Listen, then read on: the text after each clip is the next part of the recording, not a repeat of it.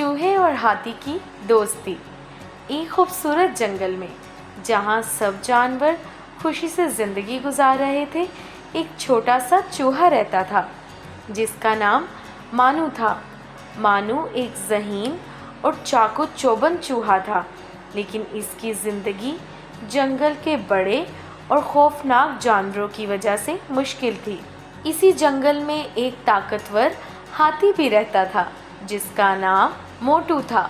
मोटू बहुत बड़ा और मजबूत था, लेकिन वो हमेशा तन्हाई का शिकार रहता था क्योंकि दूसरे जानवर इसकी जिसामत से डरते थे। एक दिन मानू जब अपने बिल में जा रहा था, अचानक एक शिकारी के जाल में फंस गया। जाल इतना मजबूत था कि मानू खुद को आज़ाद नहीं कर सका। इसी दौरान मोटू जंगल में चलते हुए वहां से गुजरा और मानू की आवाज़ सुनी। मोटू ने करीब आकर देखा कि मानू जाल में फंस गया है।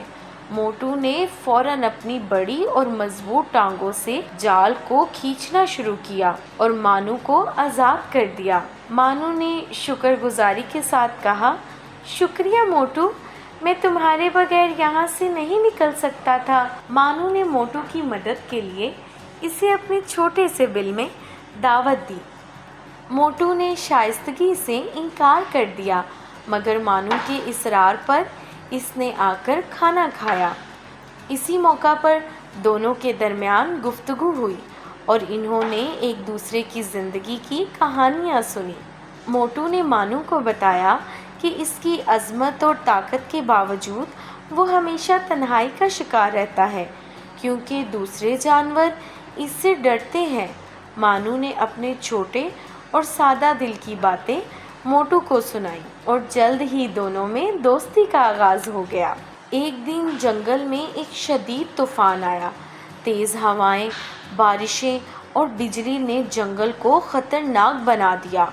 मोटू ने अपने मजबूत जिस्म की मदद से दीगर जानवरों को पनाह देने की कोशिश की, मगर मानू के बिल में जगह तंग थी और वो मोटू की मदद करना चाहता था।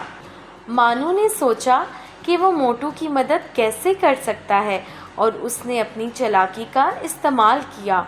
मानू ने जंगल में छुपे हुए जानवरों को बुलाया और इन्हें मोटू के इर्द गिर्द महफूज जगहों पर जमा करने में मदद दी।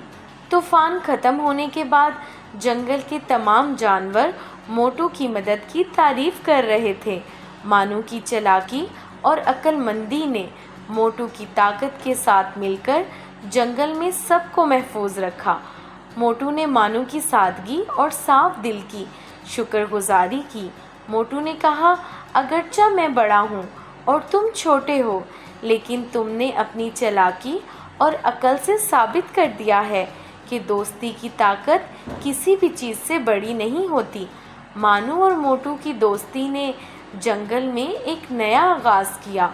मोटू ने दीगर जानवरों के साथ दोस्ताना रवैया रखा।